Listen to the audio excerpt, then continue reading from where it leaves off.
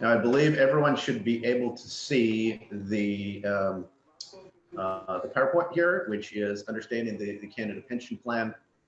And I'll try and make sure that I look up. I do have two monitors here, but I want to make sure that I'm looking up to be as conversational as possible. So again, thank you very much, everyone, for attending today. We're going to be talking about the CPP, and I'm going to help you understand the Canada Pension Plan. It seems like there are a lot of misconceptions out there, so I'll try and clarify everything for you. And if for any reason anything strikes you as being curious, just feel free to enter the question into the Q&A here, and be happy to answer that for you. If it's appropriate for the group, I'll answer it right then. If it's an individual type of a question, then we can always even take that offline. Okay, so let's get right into it here. And so just don't be shy. Feel free to type in a question, and there's no such thing as a dumb question, right? So feel free, and especially with regards to the Canada Pension Plan, make sure that you understand, because it is so important, right?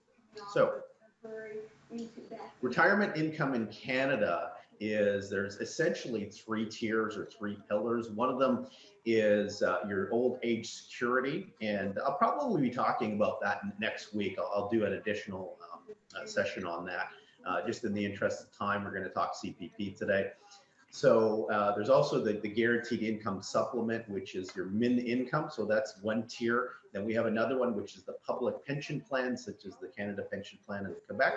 And as well, then we have the third tier, which is the individual plans, such as your RSPs, TFSAs, your pension plans, etc. So your number one, the OIS and GIS, are funded through tax revenues. Number two, CPP is funded through individual contributions. There's a lot of misconception out there. Some people believe that the Canada Pension Plan is funded through government revenues. It actually isn't. It's completely contributions from employer and employee. There's a couple of wrinkles there that we'll talk about.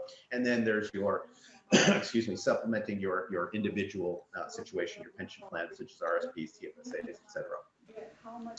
So Canada Pension Plan was introduced to Canada in 1966. Plan members and their employers make compulsory contributions. So it is a compulsory plan. It's not an opt-in plan. It's 100% funded, again, by contributions and growth. Now,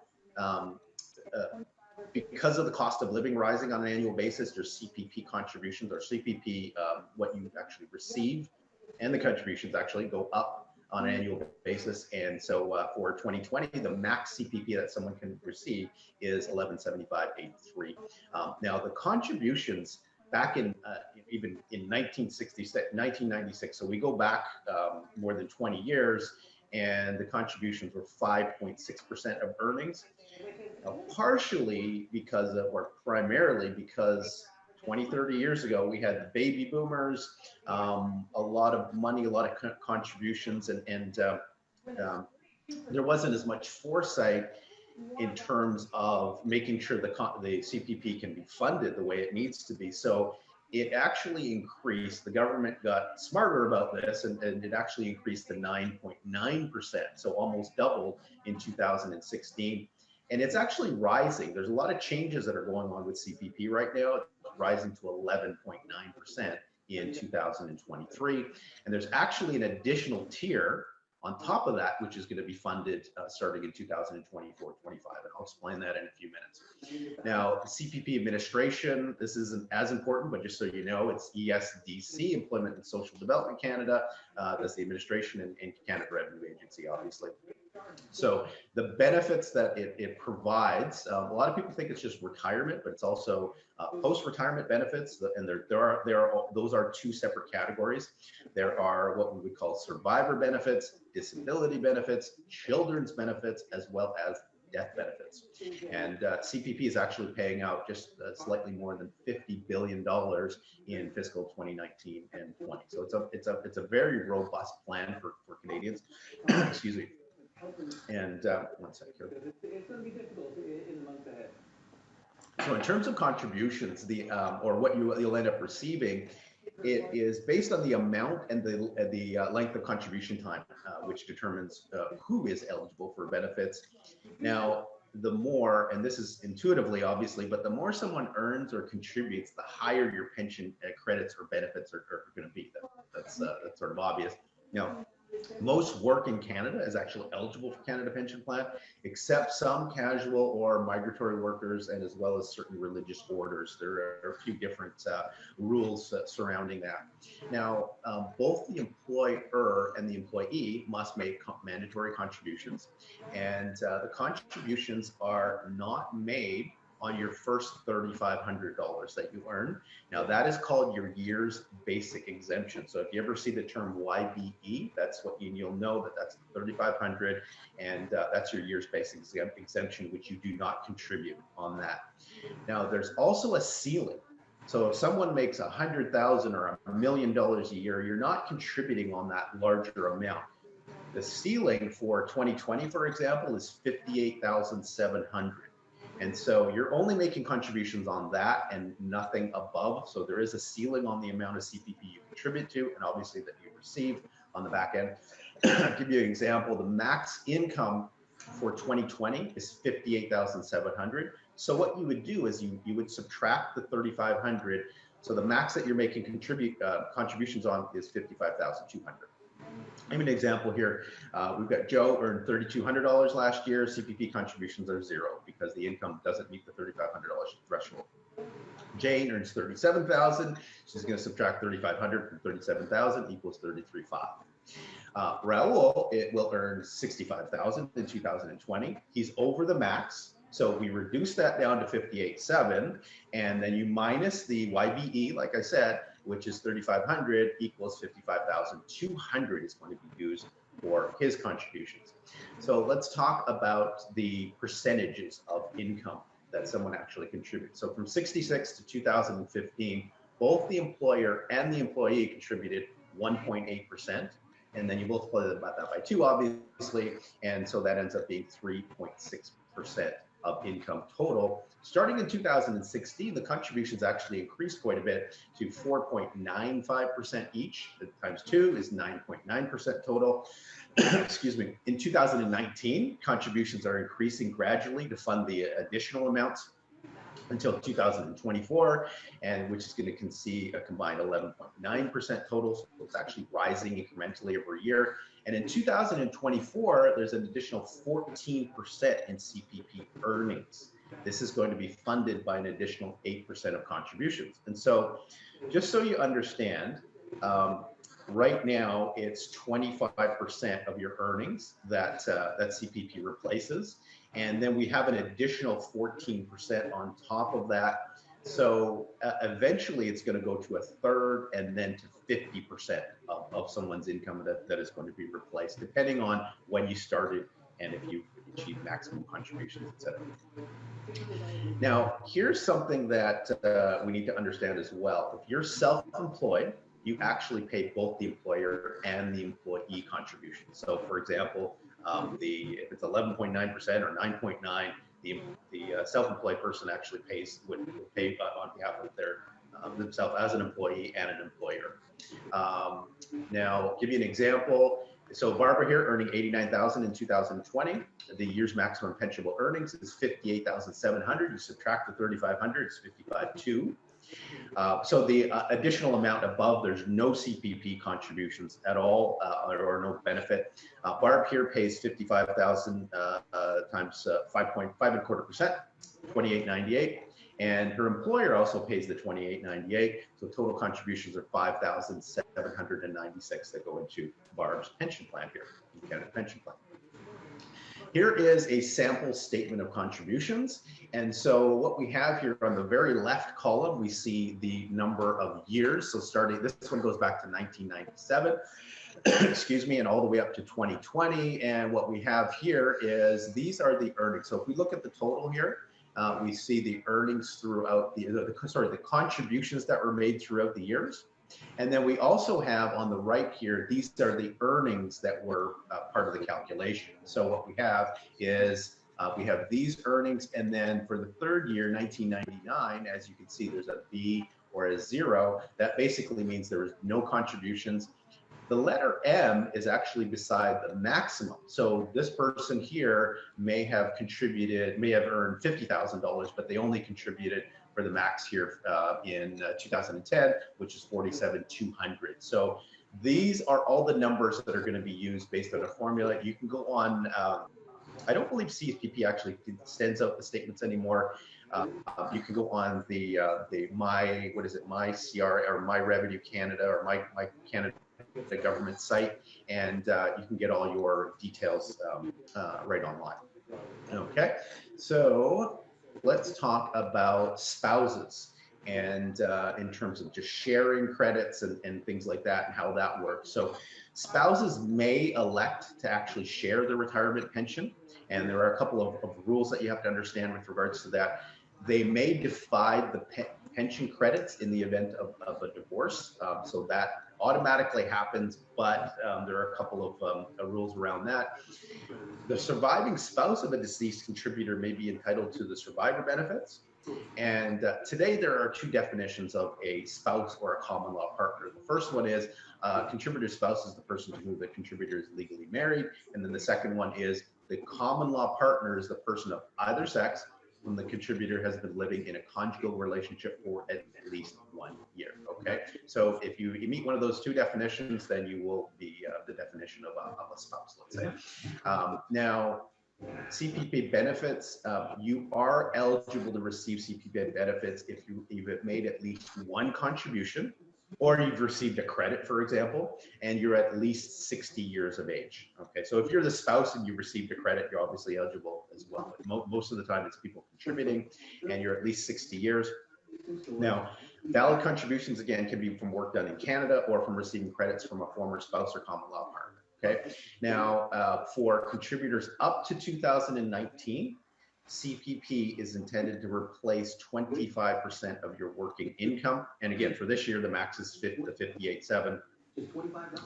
In 2019 and later, 1/3 instead of 25% of your income is going to be replaced. So that's what we call phase 2. And then the further enhancement, like I was saying, is going to increase the income replacement to 50%. And so the normal CPP, so taking CPP early, CPP late, okay, there is a 10-year window. So your normal CPP is at 65, but a pensioner can actually start as early as 60 or as late as age 70, anytime within that 10-year window, any month actually within that 10-year window, you can start. Now, this is really important to understand, is that there is a reduction of 0.6% for every month that you take before age 65. So a full reduction at age 60 would be 36%. Obviously 60 months, 5 years is 60 months. So that'd be 7.2% per year times 5 is actually 36%. On the flip side, there is an additional 0.7% for every month that's taken after age 65. So you have a full addition at age 70 of 42%. And this is something that you really want to consider because it mathematically, a lot of the times it makes more sense to take your CPP late, but it's a very, obviously it's going to be a very individual situation. I'll give you a few examples here. This one, Bo's normal CPP at age 65 is $850 a month, and he chooses to start at age 62, which is 3 years or 36 months early. So he has a reduction of 36 months times the 0.6 equals 21.6% reduction to 666.40. It's a simple calculation. Now, the second one, Betty, could take max CPP in 2020 at the 1175.83, so she's earned the max. She chooses to defer her pension until age 70. Now, there's an additional 60 months times 0.7, that's 42% of additional monthly income. 1669.68, that's a pretty big difference from your 1175. And you got to remember as well, it's going to be higher based on the cost of living. And so if the cost of living rises over the next the next 5 years, then that 1669 at age 70 will actually be higher than that. And so it starts making a significant difference the longer that you actually wait. And again, the CPP does not start paying automatically. It must be applied for in advance. Okay, so it doesn't just happen. You don't just start getting checks. You've got to make sure that you actually go online and apply and go through it, and make sure that you do so in a timely fashion as well to avoid the delays. So there, in terms of calculating your retirement, your CPP, there are a few different factors. Number one, how much was contributed in total. And then what we've got here is we've got how long the contributions were made and the age which you started the pension. So in order to receive the full pension, it's normally 40 years of full contributions, but there are some what we call dropout calculations, or what the government terms dropout calculations. So there are a few different examples here. Low earnings while raising children under age 7, any month for which the contributor was able to receive a CPP pension, and up to 8 of the contributor's lowest earning years. So there is a way where, if you think about it, if you have 40 years, 39 of those years where you have max and 1 of those years where you have a 0, well, that's going to affect the calculation, right? So in some cases, you're allowed to drop the lowest earning years, and you can still receive because what it does is it actually increases your overall average, right? So you want to make sure that you bring that into the calculation as well. So here's a quick way that you can figure out your CPP if you'd like to. First of all, you want to figure out your average yearly maximum pensionable earnings. And for this particular example, we have 2020. So it was, again, the 58.7. And as you go to the right, you can see the numbers go lower and lower. And again, that's just based on the cost of living. So your average of these 5 is 56. So you add them up, you divide by 5, it's 56,400. And so if you take 25% of that, that is actually 14,110. So it actually works out. So your max pension here would be 1175.83 in 2020. That's essentially how the math works. Now, also what we want to do is we want to calculate the earnings ratio. So not everyone's going to be receiving the maximum. So in this particular example, we've got John's unadjusted pensionable earnings. So in 2020, he earned 58.7. And the max was 58.7, so he earned the ratio was 1, obviously. And for 2019, it was 1 as well. For 2018, he earned 54, the max was 55, so his ratio was 0.966, makes sense? And then there's 9.22 for the next year. In 2016, in this example, he earned 2,400, which didn't make it, so his amount was 0. So what we want to do is we want to add these and then and divide by the number of years. In this particular example, it's 0.7776. Now, in most of the people that are tuning in today, you'd be doing this for 20, 30, 40 years, for as long as you've actually contributed to the Canada Pension Plan. But this is an easy way, a simple way to get a rough calculation. So again, 14,110, which is your max. You multiply that by your ratio, which is 0.7776. 10,971. This person would be receiving here, John would be receiving 914.25 per month as a Canada Pension Plan. But that's at age 65, remember. Now, here's the question. A lot of people are wondering, should I take CPP early, late? Should I take it at age 65? Well, the math generally works out that the later you take CPP, the better. And a couple of other things to consider is that people are living older. Living older, does that make sense? But people are dying older, let's just say, more longevity. Got a little tongue twisted there. But so let's look at 3 examples here. We've got Andy, Bill, and Colin, and I apologize that it is not, okay, we've got yeah, if you have a question at all, feel free and just type it into the question bar, and I will I'll make sure to answer that. Okay. So yeah, happy to help you. I think we do have something here in the chat. Apologies. A second here. I'm just on a different window here, so 1 sec. I will clarify that in a second here, Greg, for sure. So let's see here. Oop. Okay, so sorry, I was just thrown off here a little bit. So at age 60, what we have here is we've got Andy receiving 58% of the pension. And then the next year, he's cumulatively received 116%, then 174, and so on. As you can see, by age 65, By taking it early, he's already received 348% of his pension. Now, Bill is starting at age 65, is receiving 100% of his pension. But what you can see here is that his increase is a lot faster. And so we've got 100 to 200, 300, 400, 500. Obviously, it's linear here. At age 71, he actually received 700% of his total pension, whereas Andy's only received 696. So at age 71, there's a catch up. Now we have Colin here. So we've got sort of the tortoise versus the hare. We've got Colin over here who waits till age 70 and receives 142% of his pension. And then you wait for 5 years, 6 years, 7 years, you go all the way up to age 81. He's actually received 1,704% of his pension versus 1,700 versus 1,276. So Andy is lagging behind at age 81. That's why mathematically it's actually better to take the CPP later. But there are a number of factors that are going to come into play as far as your own situation. One of the things to consider is obviously your income requirements. If you need the money sooner at age 60, then you sort of have to take it. You might have to sort of grit your teeth and just start taking the CPP early. Stability of income. So CPP is essentially guaranteed, and you want to make sure that you're factoring that. Life expectancy. So some people have health conditions and things like that you sort of figure it out and say, well, it might make sense to take it at age 60, whereas other people, and it seems like just the general population is getting older and older. In my projections that I make for not only for Canada Pension Plan, but life expectancy, it's in the 90s. Some people, we use 95, 100 for now. And so people are definitely living older. That needs to be taken into account. Excuse me.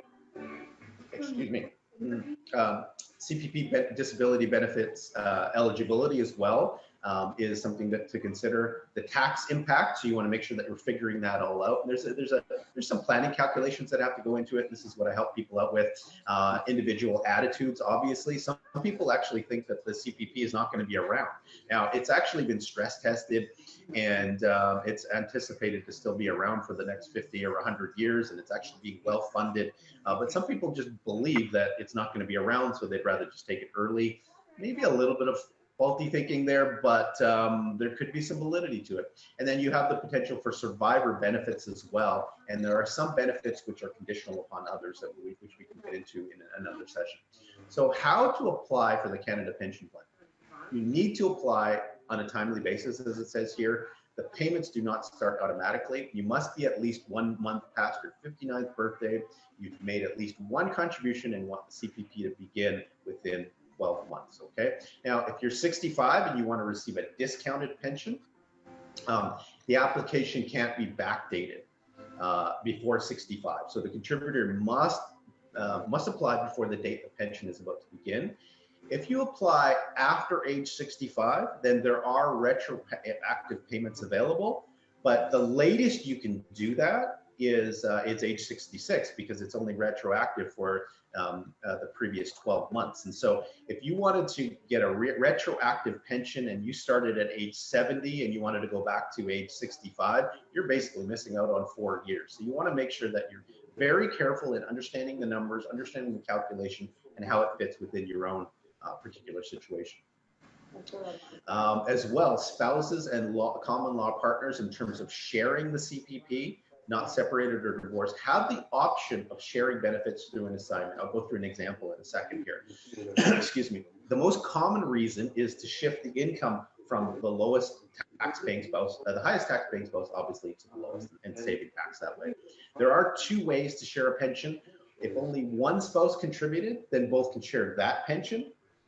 If both spouses contributed, the partners actually receive a share of both pensions. So it's a combined total of 2 pensions that does not change. Now, you cannot, if you're a married couple, you're still together and you both have CPP, both actually have to be shared. You cannot just share the one pension, just so you remember. They both actually factor into the calculation. I'll give you an example here. We've got Karen and Ken, both 65, married for the past 20 years. Ken contributed for 27 years into the CPP, and as it says here, his CPP at age 65 is $788.75. Karen contributed for 22 years. Her CPP is $350.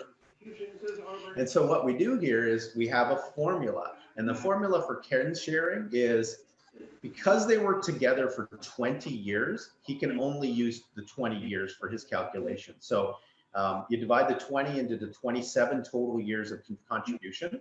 That's 74.1% of his pension that he's allowed to share. So 788 times 0.74 is 584.46. So that's Ken's number that he can share. Now we have Karen's formula is for 20 years divided by the 22 years that she contributed. Her formula, her amount would be 90.9%. So 350, her pension, her max pension is 350 times 0.909 is 318.15. So we have those two separate amounts that will be shared. Now, before the sharing, Ken would include 788.75. And Karen would include the 50. So the total family tax on that is $4,331.40 per year. Now, after the sharing, because some of the money is going to be shifted over to Karen and her lower tax bracket, Ken includes 655, Karen includes 483. The total family tax is 4,107. So there's that savings of 223.80 just by doing the sharing. That's why someone would want to do a sharing, because you end up paying less to the government. And for most people out there, that's a good thing. So let's get into credit splitting. Now the terminology is important as well. When we're talking credit splitting, that has to do with the dissolution of a relationship. So Canada Pension Plan, again, recognizes that both parties should share property that a couple accumulates during a marriage or a common law relationship. Credit splitting effectively divides those pension credits in half. Okay. Now, only the dissolution of the marriage or relationship can trigger the credit splitting. Easy for me to say. Only credits during the relationship are split. So if they were together for a couple is together for 10 years, but there were 20 years of credit contributions, you only use that 10 years that they were together. And they must have lived together for at least 12 continuous months. Excuse me. Now, splitting is mandatory for legal spouses. For common law, there must be an application made. So that's important as well. A lot of people don't know that. So if we talk about the post-retirement benefit, this is a completely separate and additional amount. If you ever see the term post-retirement benefit, it actually started in 2012. And this is for someone who, if someone receives a Canada Pension Plan and is still earning employment income, they must keep contributing to the CPP if they're under age 65. Okay. So this is for someone that's age 60, and let's say they received that early CPP at age 65. And I'm sorry, I may have a question here, so let me just go on. It's just it's a different section, so give me 1 second here. I'll see if I can get to that chat area. Apologies.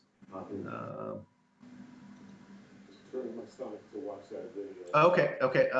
Please show the previous slide again. Okay, happy to do that. Absolutely.